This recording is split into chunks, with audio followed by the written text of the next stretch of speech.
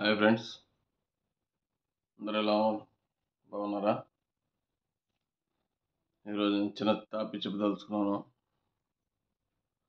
ప్రస్తుతం జరిగే సమాజంలో సైబర్ నేరాల గురించి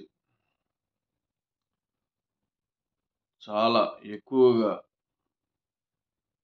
ఈ నెట్వర్క్ని బేస్ చేసుకొని జనాల్ని చాలా మోసం చేస్తున్నారు. ప్రతి ఒక్కరూ ఈ నెట్కి సంబంధించింది ఈ ఛానల్ ద్వారా, తర్వాత యాప్ల ద్వారా మనం రకరకాలైనవి ఆన్లైన్లో మొబైల్లో వస్తున్నాయి.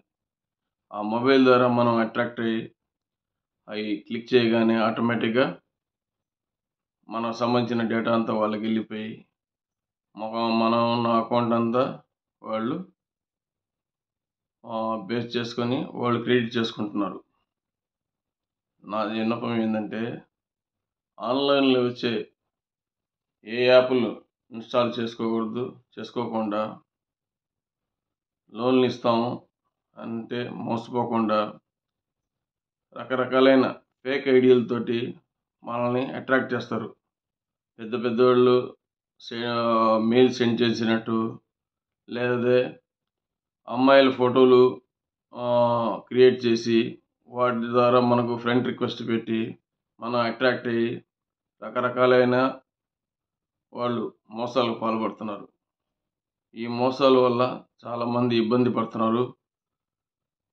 కొంతమంది ధైర్యం చేసి పోలీస్ స్టేషన్ రావడం, కంప్లైంట్లు ఇవ్వడం జరుగుతున్నాయి. ఎందరో దాచుకున్న డబ్బులు వాళ్ళు పిల్లకాయల పెళ్ళిళ్ళు కానీ, తర్వాత వాళ్ళ అవసరాల కోసం దాచిపెట్టుకున్న డబ్బులు వాళ్ళు అనవసరంగా మిస్యూజ్ అవుతున్నాయి ఆన్లైన్లో యాప్ల ద్వారా. ఆ తర్వాత ఈ ఫ్రెండ్ రిక్వెస్ట్లో ఫేక్ ఐడీలు క్రియేట్ చేసి మనల్ని పంపిస్తుంటారు. వాటన్నింటినీ యాక్సెప్ట్ చేయకుండా దయచేసి జాగ్రత్త ఉండాలని నేను విన్నవిస్తున్నాను. ప్రతి ఒక్కరు యువత చేతుల్లో, ప్రతి ఒక్కరి దగ్గర ఆన్లైన్ మొబైల్స్, నెట్వర్క్ ఉండే మొబైల్సే ఉన్నాయి. అందుకోసం యువతని ధ్యేయంగా టార్గెట్ చేసుకొని మన యొక్క మొబైల్స్కి కొత్త యాప్లు వస్తే డౌన్లోడ్ చేసుకోకుండా రకరకాలైన మనం మభ్యపెట్టి మనల్ని వాళ్ళు చాకచక్యంగా మనల్ని మోసపోయే విధంగా, మనల్ని వాళ్ళ మాటలు నమ్మే విధంగా మన మీద అస్త్రాలు ప్రయోగించి మళ్ళీ ఆ యాప్లు డౌన్లోడ్ చేసుకొని మనం దాచిపెట్టుకున్న మన యొక్క ఐడీలని, మన యొక్క పాస్వర్డ్ని వాళ్ళు కనుక్కునే విధంగా వాళ్ళు మెసేజ్ పంపించడం, తిరిగి మన యొక్క అకౌంట్ని అంతా ఖాళీ చేయడం జరుగుతుంది. దయచేసి ప్రతి ఒక్కరూ జాగ్రత్తగా ఉండి వాళ్ళ యొక్క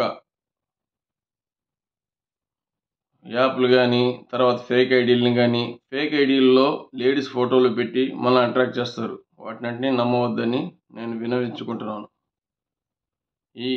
దీనివల్ల కొన్ని కుటుంబాలు చెప్పుకోలేక, కొన్ని కుటుంబాలు బయటపడలేక లోపల కుమిలిపోయి, అప్పుల్లో నలిగిపోయి, ఏ పరువుతో కుమిలిపోయి కొంతమంది బాధపడుతుంటారు.